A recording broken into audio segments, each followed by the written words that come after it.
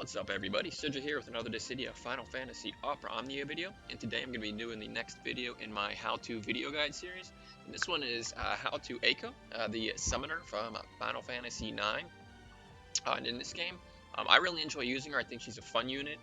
She is a healer, an offensive support, a battery, and out of all of the supports that have been released so far, she probably has the highest potential for her own self-damage if you build a team well around her. So I like playing with her.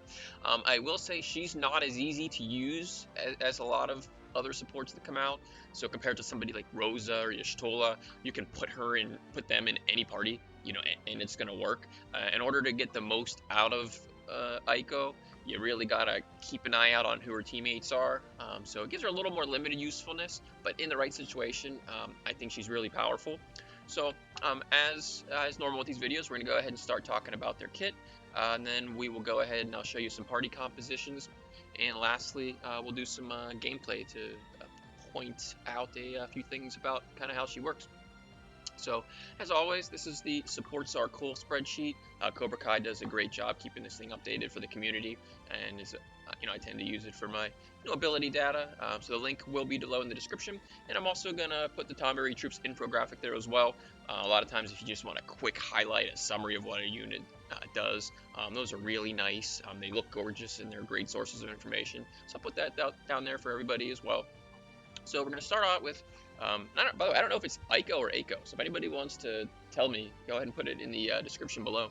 I'm going to use Eiko, and her S1 is HP Regen. So this is the one that gets all of her buffs up. So this is going to do 12 turns of Max Brave, HP Regen, and attack all of 40%. So it's nice that they all come in once. Sometimes you can even use this to push debuffs off, since you're going to get the 3 buffs going at once. It's a direct heal, 20% of their max hit point. It's going to do damage. It's an HP dump as well.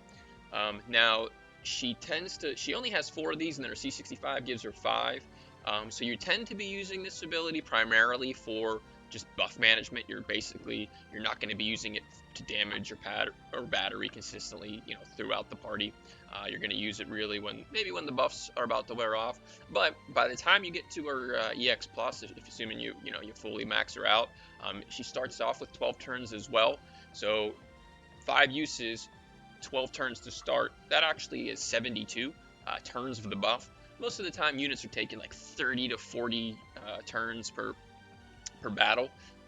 In Chaos area, obviously, dependent on the length of the fight, but that's a good generalization. So usually what you can do is, make sure you at least get the first 6 turns off the duration run, and then after that, kind of try and find a time where you can maybe make good use of that battery to stop a break, or maybe you want to get your EX charged a little bit quicker and toss it in at that, when it's in its last 6 turns, and you should be good in terms of making it through the whole fight. Our HP Plus, it's pretty nice in that it does a 10% max hit point heal in addition to damage. By the time she gets this thing, again, maxed out on her EX Plus, it also does a 1 Brave hit holy. Probably one of the weaker points of her kit. It doesn't party battery. At this point, I'm used to kind of knowing that I can drop that HP Plus for my support units and give the party a nice battery. It doesn't, so that's one thing to keep in mind as you're playing her heals as opposed to batteries. Smite, it's her S2. And this is really kind of her go-to ability. She has 8 to start with her C65. She has 9 uses of it. And it's actually a 4-hit Holy Brave attack that gives, in addition to doing pretty good damage, it gives her a speed-up buff. It also batteries the party basically twice. 100% of the Brave damage dealt, as well as 40% of her attack. So it is a high-damaging single-target attack, as well as a party battery. It's kind of her go-to, throughout the course of the battle. Her Brave Plus, important note, it is a party Brave battery, 50% of own attack. So she doesn't have it on her HP Plus, but if you're trying to, give somebody Brave without using an ability, or maybe it's her turn before a group Brave attack, she can use the Brave Plus to kind of keep everybody safe.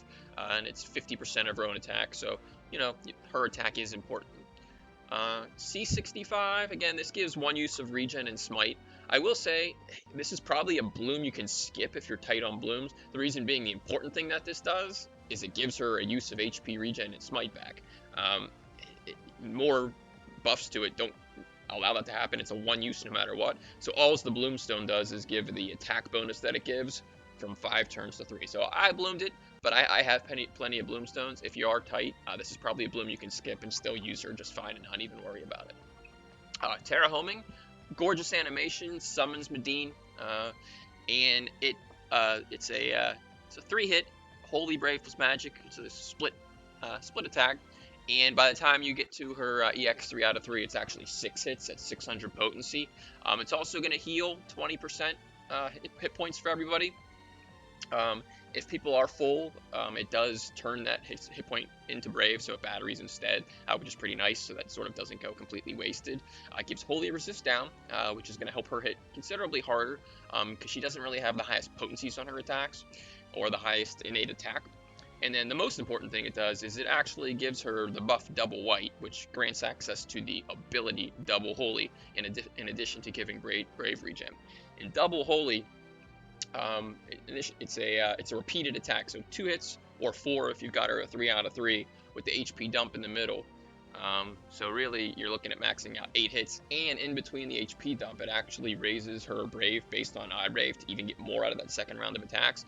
This is a really hard-hitting ability. It has 50% splash, and it's fun dropping Holy Bombs on enemies. So, 2 things I will say is, one, her healing is really strong because she can heal from her HP+, she can heal from her S1, and she can heal from her EX in addition to the 8% regen that everybody constantly has. So in terms of, and I'm not talking about their whole kits, I'm just talking about just the healing. I mean, you probably have the full heal of Aerith, on her S2 on demand is probably the best, followed by Y'shtola, who not as good as Aerith because you kind of have to wait for it. It's only on the EX, but it's a full heal, right? So those are nice. But after you take those 2 units out of play, her healing is probably, in the group of the next best, considerably stronger than somebody like Rosa, who we're all playing right now. In addition, and I think this is important, and we'll get into it when we're talking about building an actual party, but she has the kit to do damage, right? Look at all of the other supports right now that we have. Her S2 that she has 9 uses of, is a 4 Brave hits, and it's going to be hitting weakness. Her EX basically lasts 2 turns because you get the Terra Homing, and then you get the Double Holy, which, situationally you can pull up over to 100k with damage with, the 50% splash. So she has the kit to do damage, but she doesn't have the stats to do damage. Her attack is low. And so she needs a little bit of help from her party members in order to be able to take advantage of the damage that she has in her kit. But the important thing is it is in her kit. A lot of really good supports, Rem, Rosa, Y'shtola, it didn't matter what you do to their attack or max Brave, you're not really going to get damage out of them. Eiko has that potential to actually be a sort of, she's not going to out-damage the best damage dealers in the game, but to be a sort of good B damage dealer in your party.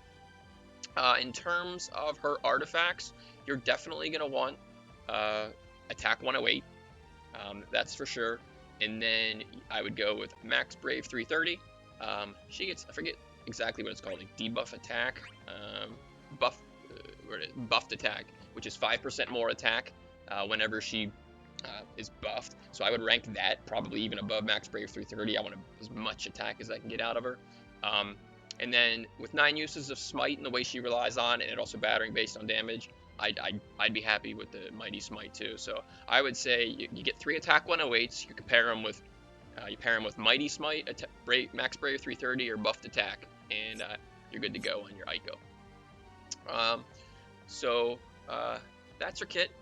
Now let's talk about who does she pair well with.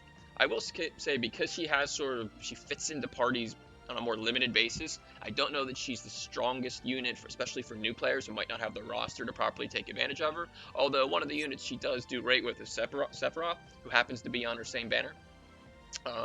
So that is a sort of point in her favor. If you're pulling on her, you're going to get another unit, a DPT unit that she works with. So here's one party that works well. And whenever I'm building a party with Eiko, I'm looking for 3 things.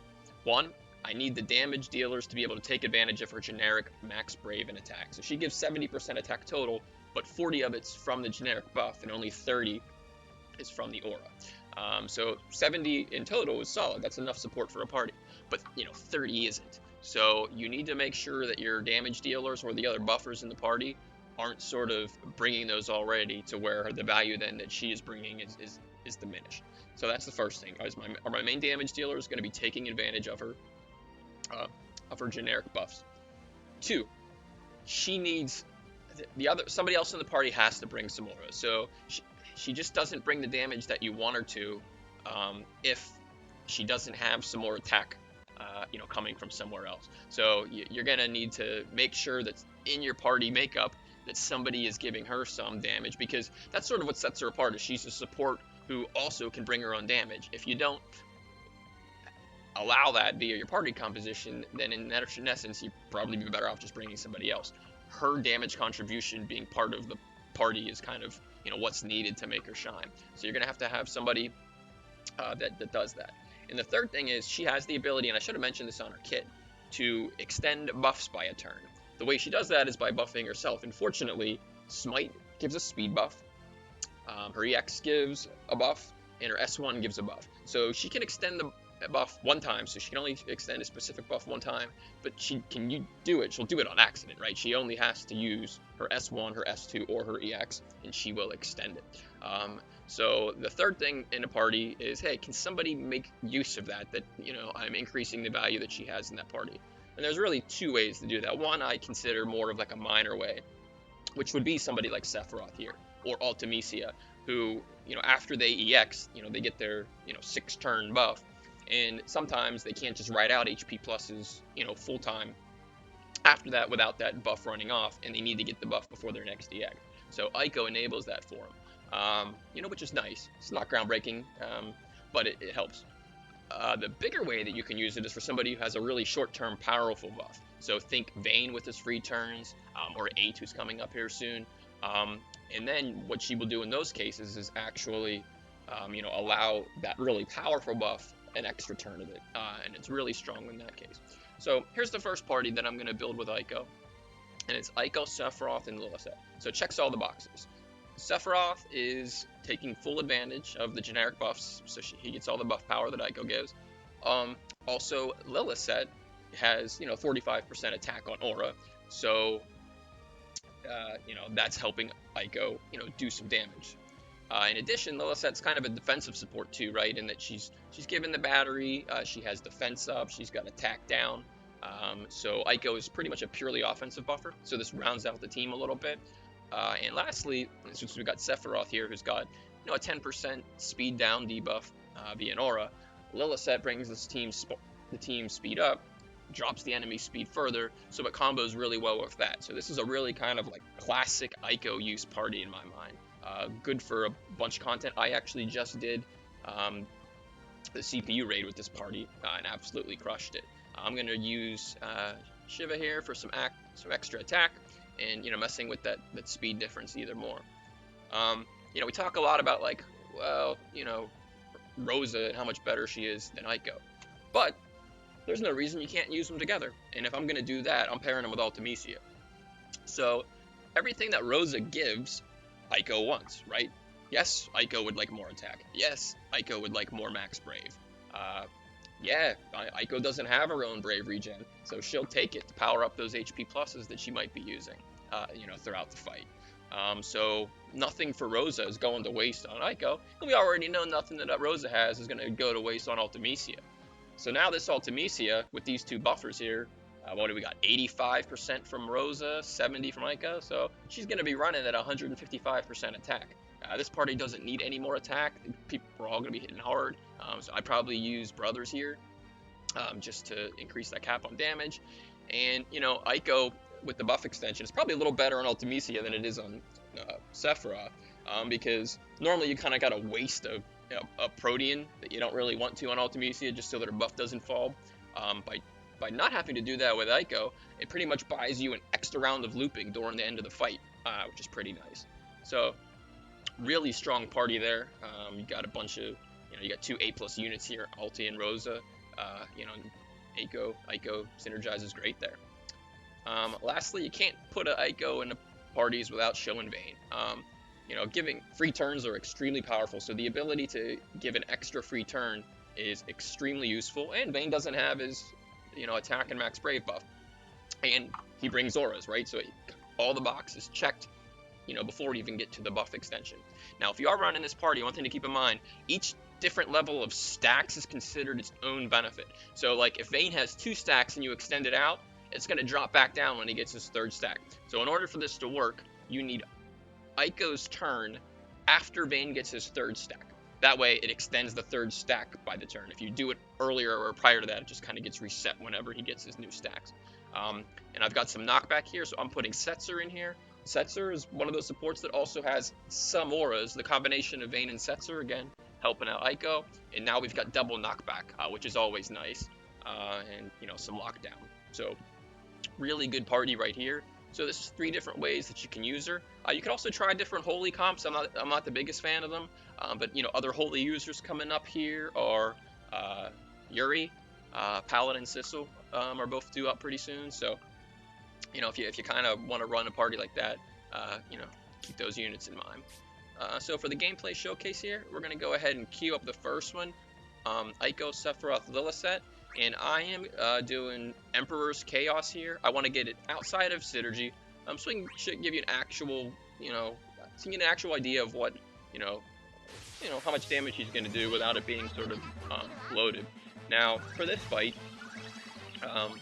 again, I'm not trying to win this fight. I'm not playing it optimally. I'm trying to showcase things, so don't, you know, don't analyze the turns here and what I'm doing. But I will say, right. So even though Eiko, by the time she gets 2 or 3 out of 3, starts out with Terra Homing, I'm not wasting that right here. I've got a mini boss wave on the next round. So I'm just gonna go ahead and see what kind of battery we get out of her Brave Plus. Because HP Plus isn't gonna really do anything.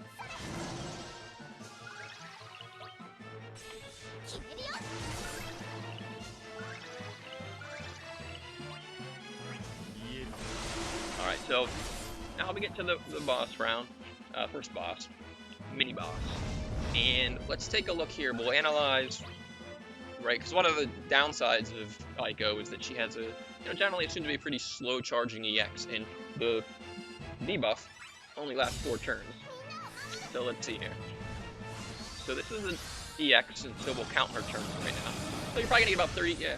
So 33k damage. There, it's not the strongest EX in terms of the ability itself and the damage it does. It's the follow-up, the double holy, that really, you know, gets, where she gets her damage. So, let's see here.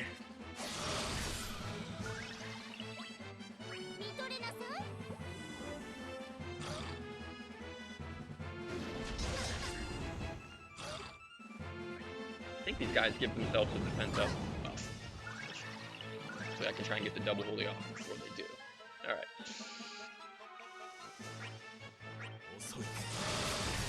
Yeah, so alright, hey, what kind of damage does the double holy do outside of synergy? Right, there's a good example for it. So one thing, so she does have Brave Regen right now. So you could, you know, if you are planning on using HP Regen or Smite in the next couple of turns, you know, it might make sense to do that now to give the extra, you know, turns of Brave Regen as opposed to getting rid of it, you know, and just going back to the normal HP plus here.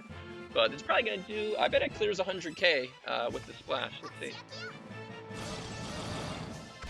Alright, so 51. Yep, okay. So 98k damage with the splash damage. You know, solid damage from a, you know, from a support unit. Alright, so now let's count sort of, you know, how long until the EX comes back up, so you have a pretty good idea, you know, when you're playing with her. Ideally, you don't want to have the, you know, the holy debuff fall off. Not the biggest deal in the world if it does, but, you know, you'd like to avoid it if you can, so it's good to know, you know, when it's going to be coming back up. So you know you're always going to double holy. So what we'll do is, we'll go ahead and use Smite on this one, and then we'll just HP plus. Because I think one ability use is pretty fair for most of a fight when you're not trying to, you know, get all burnt out. And then we'll see how many HP pluses are needed after that. Alright, so here's Smite. So let's take a look here for battery and damage. So right now, keep in mind they do have a defense buff up right now. I think that's what their buff up that they have. So it's not going to hit quite as hard, obviously, because of that. But let's take a look. And we got Lilisette down at 3,400 Brave. Alright, 42k damage, capped out or brave. So again, smite, like I said earlier, I mean, that's your real go-to.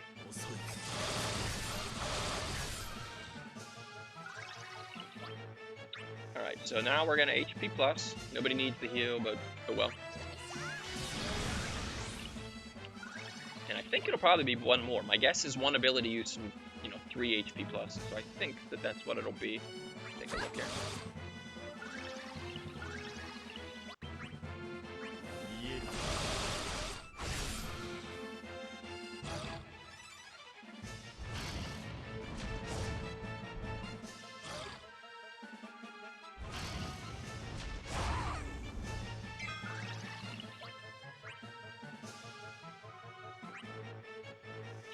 Alright, let's see if this does it.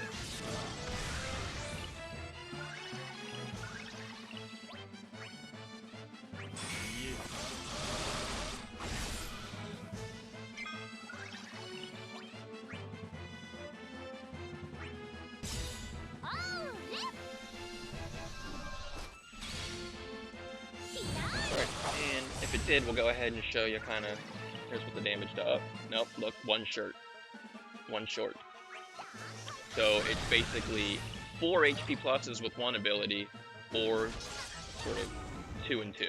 So that's kind of her EX recharge. And let's see what kind of damage you get out of her when she's actually in the summon, and then we'll go ahead and sort of cut the video off there. We'll go ahead and show you her C65 too. Again, the C65 for her, it refreshes one of each of her abilities. I haven't used HP regen, so it's sort of a waste from that aspect right now, but you can see her on the smite. Let's see here. So there it is. Give me that smite I used back, and let's see what kind of she does in the summon.